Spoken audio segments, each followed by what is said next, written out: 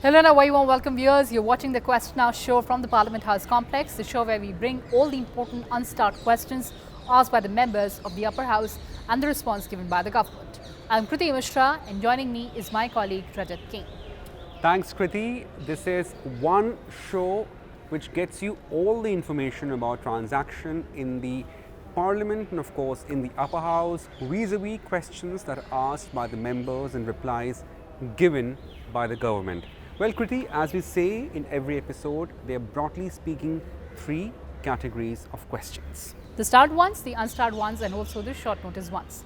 Well, start ones are those questions of which replies are also given on the floor of the House and the members can also ask supplementaries from the ministers. The unstart questions are those questions of which the reply is given by the government in written format. And our show focuses on all the important unstart questions.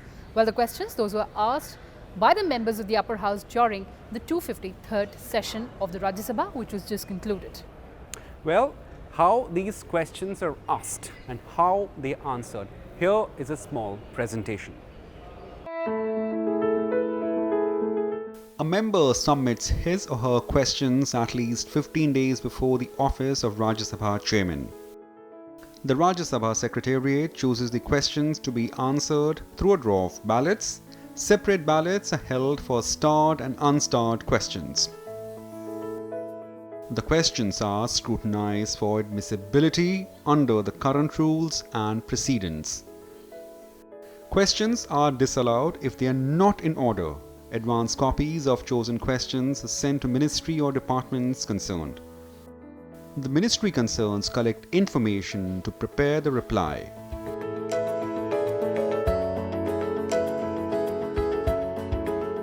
The minister concerned reply to starred questions on the floor of the House and provides written answers to unstarred questions. Up to 160 unstarred questions are listed every day in a separate list. Well, there you saw how these questions are answered. So, Kriti, it's time to begin the show.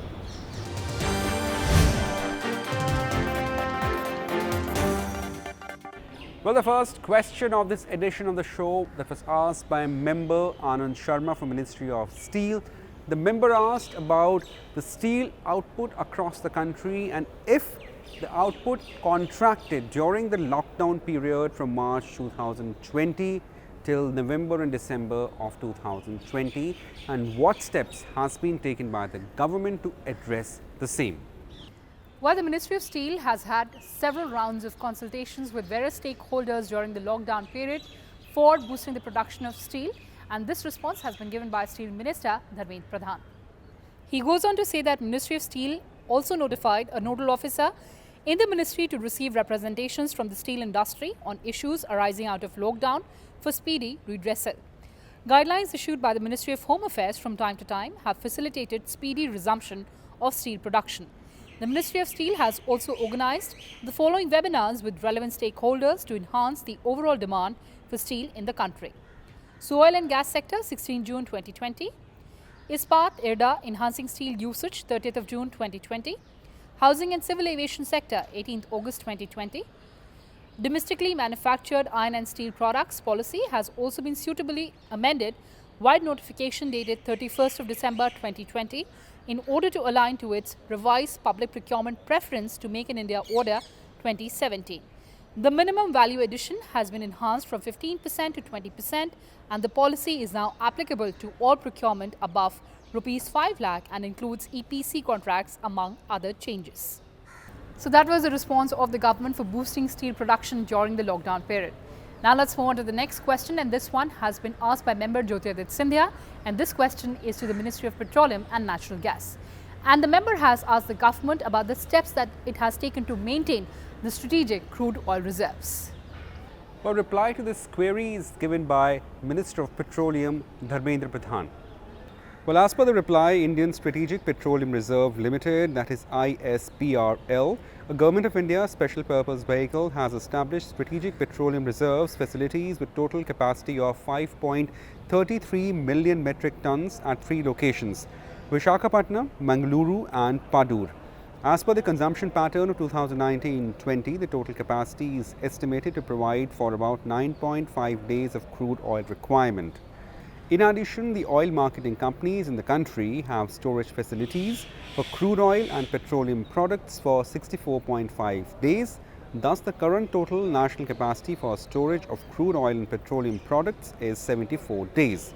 Taking advantage of low crude oil prices in April and May 2020, the strategic petroleum reserve have been filled to full capacity, leading to notional savings of approximately rupees 5,000 crore.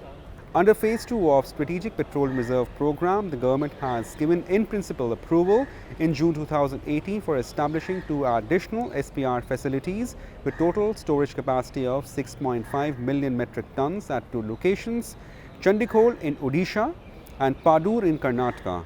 As per the consumption pattern of 2019-20, 6.5 million metric tons SPR capacity is estimated to provide for about additional 12 days of India's crude oil requirement. Well, moving to other question of this edition of the show that was asked by member K.C. Venugopal from Ministry of Labour. The member sought details of feedback and discussion mechanism by the ministry before introducing the new labour code. Well, Government of India held 9 tripartite consultations with the relevant stakeholders before ensuring the passage of these new 4 labour codes. And now let's take a look at this detailed response given by Labour and Employment Minister Santosh Kumar Gangwar.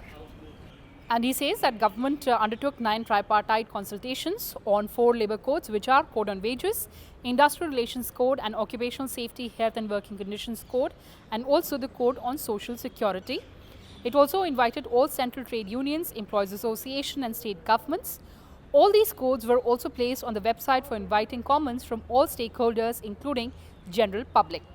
All the codes were referred to the Parliamentary Standing Committee on Labour for examination. The Parliamentary Standing Committee on Labour, in the process of examination of the codes, had also invited the views and suggestions from trade unions, organizations, individuals, stakeholders, and also took oral evidence of the representatives of central trade unions and various other associations and organizations, and also the stakeholders. Many demands of the central trade unions have been agreed upon.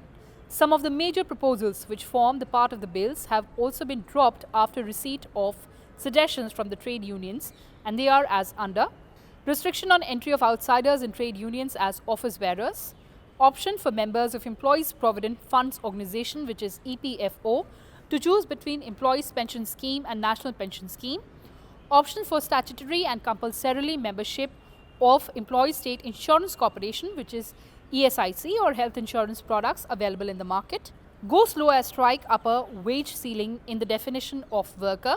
The following major demands were agreed for inclusion in the codes, and these include recognition of trade unions at central and state levels, raising of bilateral disputes of trade unions in tribunals, providing option to state governments to increase retrenchment compensation, universalization of social security through formulation of schemes by becoming member of ESIC and EPFO, and entitlement for various benefits applicable to members of ESIC and EPFO. The goal of the Code on Social Security 2020 is to extend social security to all employees and workers, either in organized sector or unorganized sector. The Code on Social Security 2020 establishes a social security fund for social security and welfares of the unorganized workers, gig workers and platform workers. The Social Security Fund comprises of funding received from the central government, the state government, contributions collected from the beneficiaries of the scheme or the employers, corporate social responsibility fund or any other such source as may be specified in the scheme, and amount collected from the composition of the offences. With coming into force the Code on Social Security 2020, it will be possible to formulate schemes extending the benefits available to members of Employees Provident Fund Organizations and Employees State Insurance Corporation for all types of workers, including home-based worker, self-employed worker and other workers in the unorganized sector. So that was a detailed response given by the Labour and Employment Minister. Now let's move on to the next question, and this one has been asked by member VISHAMBHAR NISHAD. And this question is to the Ministry of Jal Shakti. And the member has sought details of the steps taken by the government to reduce the content of boron and arsenic in groundwater. Well, the reply to this question was given by Minister of Jal Shakti, Ratan Lal Kataria. The ministry says that as reported by Central Groundwater Board, districts having isolated pockets with presence of arsenic in groundwater has been annexed in the reply. The Central Groundwater Board has not carried out any study on the occurrence of boron elements in groundwater in the country. Government in partnership with states is implementing Jal Jeevan Mission to provide potable tap water supply to every rural household in the country by 2024. Under Jal Jeevan Mission, while planning water supply schemes to provide tap water supply to rural households, priority is given to quality affected habitations. At the time of the announcement of the Jal Jeevan Mission on 15th of August 2019, only 3.23 crore households in the country were reported to have tap water supply. Since then, 3.85 crore more rural households have been provided with tap water connections. Thus, on date, out of 19.19 crore rural households across the country, 7.08 crore, that is 37% households, have tap water supply. The statewide status of households with tap water supply is in public domain, which is also available on the dashboard in the website of the ministry. Joining us on the Question Hour show is Rajya Sabha MP, Mr. VISHAMBHAR Prasad NISHAD. Sir, welcome to Rajya Sabha TV and thank you so much for joining us. धन्यवाद. Mr. NISHAD, during the 253rd session of Rajya Sabha, you asked a question from the government about the content of boron and arsenic in groundwater. So, how important is the issue and what is your take on government's response? मैं विशेष तौर पर मैं बुंदेलखंड से आता हूँ. बुंदेलखंड के क्षेत्र में हमने कई गांव, खास तौर पर बांदा में हमारे एक मोई था, चैतारा था और मरौली गांव था. वहाँ पर पानी की अग्नि की समस्या होने के कारण वहाँ लोग विकलांग हो रहे थे और उनके कुष्ठ रोग हो रहे थे, तमाम तरह की बीमारियाँ हो रही थी. तो वहाँ पे हम लोगों ने फिर वहाँ के जितने हैंड पंप थे जो नीचे ग्राउंड वाटर उसको बंद करा करके वहाँ पे भी वाटर सप्लाई के लिए हम लोगों ने बाहर से पानी ला करके उस गांव में देने का काम किया. इसी तरह से पूरे देश में कई राज्यों में ये समस्या है. तो इसके लिए गवर्नमेंट को ये चाहिए कि अलग से जो है जिस तरह से वाटर की व्यवस्था होनी चाहिए. जैसे हमारा बुंदेलखंड है, डैमों से पानी मिलता है, तो उनके लिए अलग से पानी व्यवस्था करनी चाहिए. और मेन समस्या जो वाटर लेवल डाउन होता जा रहा है उसके लिए केंद्र सरकार को चिंता करना चाहिए कि हम लोग इसको कैसे व्यवस्था करें.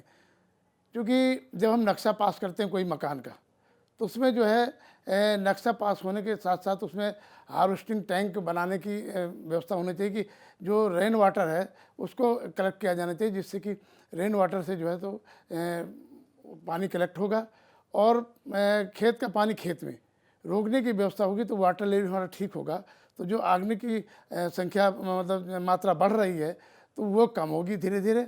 और जो हमारे देश में तमाम क्षेत्रों में ये आग्नि की मात्रा ज़्यादा पाई जा रही पानी की, तो वहाँ तो पाइपलाइन से ही दूसरे क्षेत्रों से पानी लाना पड़ेगा. उसके लिए हम लोगों ने कई जगह प्रयास किए हैं और वहाँ सफल भी रहा और वहाँ के सारे हैंडपम्प बंद कराने पड़े तो अब लोग ठीक हो गए और जो बीमारी बढ़ रही थी उससे कम हुई है. तो लोगों को सलाह दी गई थी कि कुएँ जितने कुएँ थे उनको कुएँ बंद कराए गए, जो हैंडपम्प थे उनको बंद कराए गए और बंद कराने के बाद वाटर सप्लाई लाइन डाली गई और फिर हर घर को पानी की व्यवस्था कराने के लिए व्यवस्था की गई. खासतौर हमारे जनपद बांदा में सदर तहसील में मोई बुजुर्ग पड़ता है और एक गांव पड़ता है चैतारा और तीसरा पड़ता है मरौली. वहाँ लोग नदी से पानी पीते थे खारा पानी होने की वजह से, तो हम लोगों ने उसके लिए वाटर की व्यवस्था कराई थी. So, what are the steps that you suggest? क्योंकि देखिए सबसे बड़ी समस्या है कि जब पेड़ों की कटान बढ़ रही है तो हमें पेड़ों की कटान पर रोक लगानी चाहिए.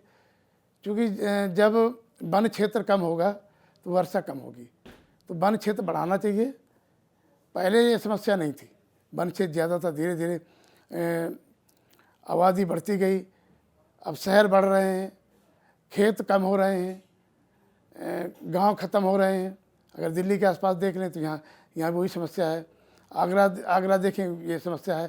तो तमाम ऐसे क्षेत्रों में ये जो समस्या पैदा हो रही है इसके लिए हमको ज़्यादा से ज़्यादा वृक्षारोपण करा के पेड़ लगा करके और पानी जो वर्षा का पानी है उसको रोकने के लिए गवर्नमेंट की व्यवस्था करना चाहिए. उसके लिए जो है खेत का पानी, खेत योजना बना करके पानी को रोक करके, और जिससे किसानों को फ़ायदा भी होगा और हमारा वाटर लेवल ठीक होगा। और जो पहले कुछ यहाँ जो गलतियाँ हुई थी, दिल्ली में जैसे बोरवेल बना करके गंदा पानी पूरा ज़मीन पर डाल देते थे, उस पर कार्रवाई हो गई, उसको बंद किया गया। तो ऐसे जो कमियाँ आई हैं, तो उसकी वजह से अब दिल्ली में सुधार हुआ है। और हम लोग देख रहे हैं कि सरकार कोशिश करती है कि हम लोग जो है तो ज़्यादा से ज़्यादा पेड़ लगाएं।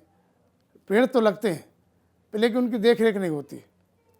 उसकी वजह से भी वातावरण, और जितने वन क्षेत्र के एरिया हैं तो उसके लिए वन विभाग को भी सख्त किया जाना चाहिए। जो वन क्षेत्र है उसको कम नहीं किया जाना चाहिए। और जैसे मान लीजिए कोई मकान बनाता है, उसके लिए रेस्ट्रिक्ट है कि 2 वृक्ष लगाएंगे, लेकिन लोग हलफनामा दे देते हैं, लेकिन वृक्ष नहीं लगाते हैं। तो इस वजह से भी वर्षा का और पानी का जो है उससे संबंध रहता है, जिससे कि आने की क्षमता बढ़ती है और वाटर लेवल डाउन होता है। सर, इम्प्लीमेंटेशन कैसे कड़ाई से होना चाहिए? सुप्रीम कोर्ट ने एक आदेश दिया था कि जितने देश के तालाब हैं उनका अतिक्रमण रोका जाए। पहले गांव का पानी जाता था, तालाब होता था, तालाब में चला जाता था, एक ऑटोमेटिक वहाँ पर एक सिस्टम बना था कि पूरे गलियों से घर का पानी, गली का पानी जा कर के तालाब में जाता था।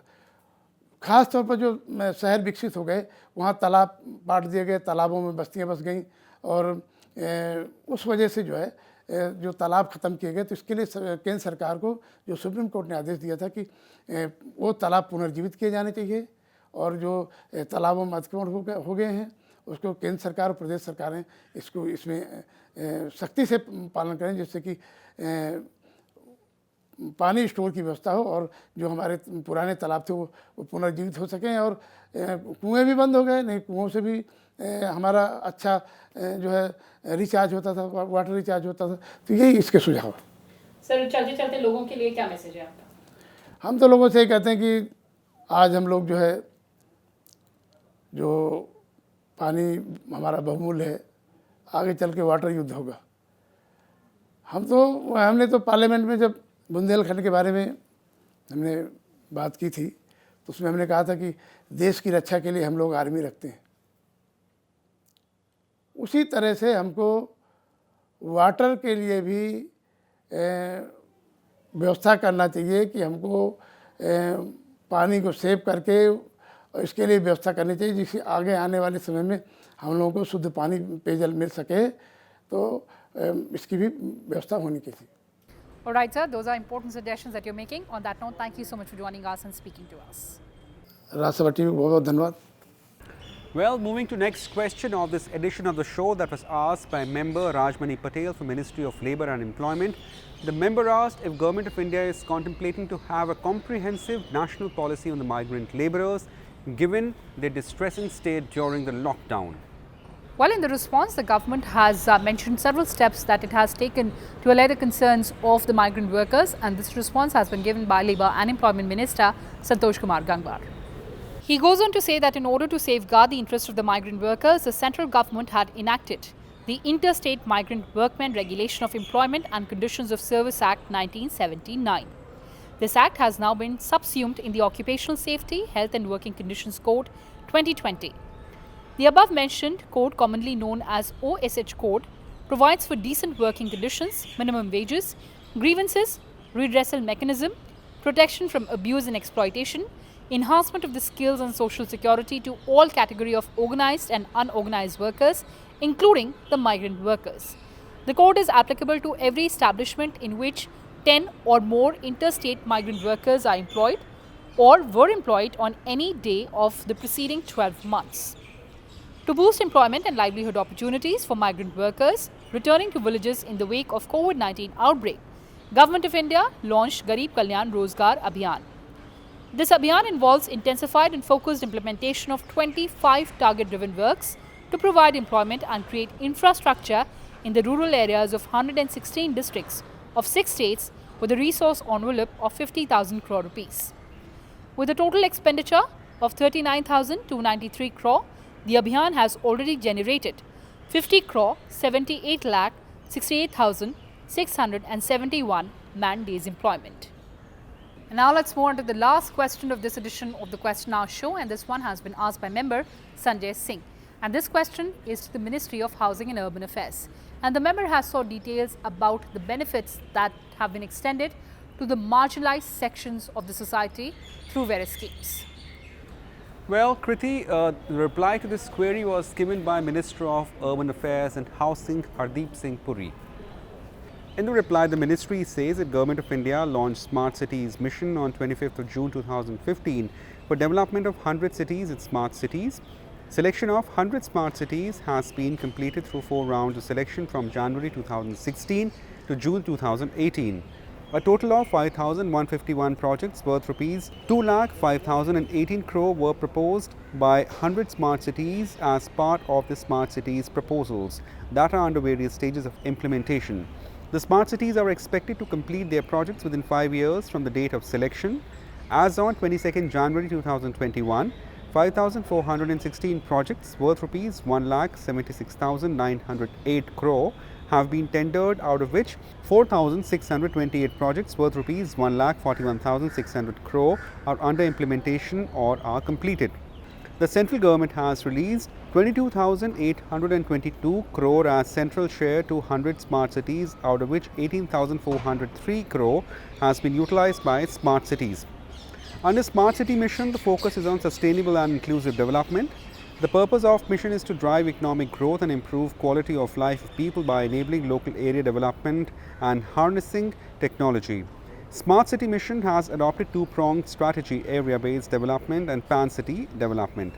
Under area-based development, compact areas are taken up for comprehensive development of physical, social, institutional and economic infrastructure through one or more greenfield retrofitted redevelopment models.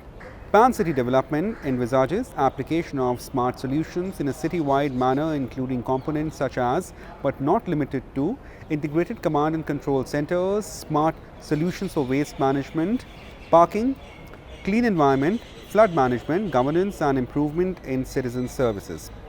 The mission is implementing projects in diverse areas such as mobility, built environment, non-motorized and public transport, water and waste water, renewable energy, solid waste management, affordable housing and safety and security of citizens, health and education.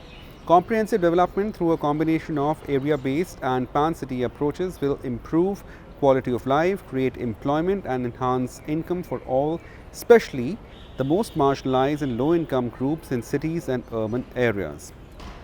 Well, that's it in this edition of Question Hour. Hope you like our program. You can also catch all our programs on the online platform of YouTube.